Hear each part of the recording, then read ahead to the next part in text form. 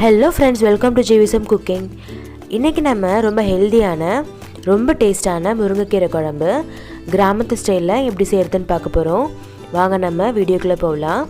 அதுக்கு ஃபர்ஸ்ட் ஒரு 10 ல இருந்து 15 சின்ன வெங்காயத்தை இந்த மாதிரி தட்டி வெச்சுக்கோங்க. சப்போஸ் உங்ககிட்ட சின்ன வெங்காயம் இல்லனா 2 பெரிய வெங்காயத்தை பொடியா கட் பண்ணி வெச்சுக்கோங்க. இந்த மாதிரி தட்டிட்டு இதை எடுத்து வெச்சுக்கோங்க. அடுத்து ஒரு 10 ல இருந்து 15 பூண்டை இந்த மாதிரி எடுத்துட்டு இதையும் தட்டி வெச்சுக்கோங்க. மிக்ஸில போடுறத விட இந்த மாதிரி தட்டிட்டா நல்ல டேஸ்டா இருக்கும். இந்த மாதிரி எடுத்து வெச்சுக்கோங்க. இப்போ 2 தக்காளியை நான் கையாலே பிசைஞ்சு எடுத்து வெச்சுக்க போறேன். நீங்க கட் பண்ணி போட்டுக்கலாம் இல்ல மிக்ஸில ஒரு திருப்பியும் எடுத்து வெச்சுக்கலாம், உங்க இஷ்டம். இந்த மாதிரி எடுத்து வெச்சுக்கோங்க. இது கூடவே 3 டேபிள் ஸ்பூன் பாசிப்பருப்பு, அப்புறம் 3 டேபிள் ஸ்பூன் துவரம்பருப்பு ரெண்டுத்தையும் நல்லா கழுவிட்டு 15 மினிட்ஸ் ஊற வச்சுட்டு ஒரு 5 விசில் விட்டு எடுத்து வச்சுக்கோங்க. விசில் விடும்போதே 1 டீஸ்பூன் மஞ்சத்தூளும் கொஞ்சமாக பெருங்காயமும் போட்டு விசில் விட்டு இந்த மாதிரி எடுத்து வச்சுக்கோங்க. அடுத்து ஒரு டேபிள் ஸ்பூன் சீரகம், அப்புறம் 1 டேபிள் ஸ்பூன் சோம்பு, 1 டேபிள் ஸ்பூன் மிளகு இதெல்லாத்தையும் மிக்சியில் ஒரு திருப்பி எடுத்து வச்சுக்கோங்க. முருங்கைக்கீரையை நல்லா சுத்தம் பண்ணிவிட்டு ஒரு 2-3 தடவை நல்லா அலசிட்டு இந்த மாதிரி எடுத்து வச்சுக்கோங்க. இப்போ நம்ம குழம்பு செய்ய ஸ்டார்ட் பண்ணிடலாம். இன்றைக்கி நான் மண் சட்டியில் குழம்பு வைக்க போகிறேன். சப்போஸ் உங்ககிட்ட மண் சட்டி இல்லைன்னா நீங்கள் எப்பயும் செய்கிற பாத்திரமே எடுத்து குழம்பு வச்சுக்கோங்க. அதில் 2 ஸ்பூன் எண்ணெய் ஊற்றிட்டு எண்ணெய் காஞ்ச பிறகு 1 ஸ்பூன் வடகம், அப்புறம் 1 ஸ்பூன் கடுகு சேர்த்துக்கிறேன். வடகம் இல்லைன்னா நீங்கள் கடுகு மட்டும் சேர்த்துக்கோங்க. அதில் நம்ம தட்டி வச்ச வெங்காயத்தில் பாதி சேர்த்துக்கோங்க. மீதியை நம்ம அப்புறமேட்டு சேர்த்துக்கலாம், அது எப்போன்னு சொல்கிறேன். இதில் நம்ம எடுத்து வச்ச பருப்பு சேர்த்துக்கோங்க. இது கூடவே மீதி இருக்கிற வெங்காயம் அப்புறம் பூண்டு தட்டி வச்சோம்ல அதை சேர்த்துக்கோங்க.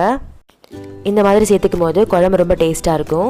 இது கூடவே நம்ம எடுத்து வச்ச தக்காளியை சேர்த்துக்கோங்க. அப்புறம் நம்ம தட்டி வச்ச மசாலாவை சேர்த்துக்கோங்க. அதாவது சோம்பு, மிளகு, சீரகம் தட்டி வச்சோம்ல அதை சேர்த்துக்கோங்க. இது கூடவே 1 டேபிள் ஸ்பூன் மிளகாய் தூள் சேர்த்துக்கோங்க. அப்புறம் தேவைக்கேற்ப உப்பு சேர்த்துக்கோங்க. இப்போ இது எல்லாத்தையுமே நல்லா ஒரு வாட்டி கலந்து விட்டுக்கோங்க. நல்லா கலந்து விட்டுட்டு ஒரு கிளாஸ் அளவுக்கு தண்ணி சேர்த்துக்கோங்க. இது ஒரு வாட்டி நல்லா மிக்ஸ் பண்ணிக்கோங்க. மிக்ஸ் பண்ணிவிட்டு இது 15 நிமிஷம் மூடி போட்டு கொதிக்க விட்டுக்கோங்க.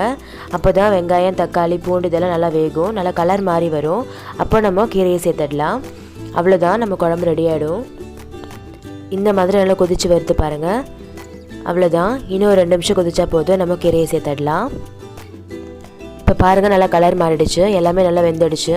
இப்போ நம்ம கீரையை சேர்த்துடலாம். கீரை சேர்த்துட்டு 1 நிமிஷம் மட்டும் கொதிக்க விடுங்க.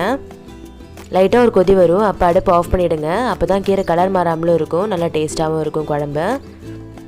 இந்த மாதிரி நல்லா கலந்து விட்டுட்டு ஒரே ஒரு கொதி வர வரைக்கும் மட்டும் வெயிட் பண்ணுங்கள்.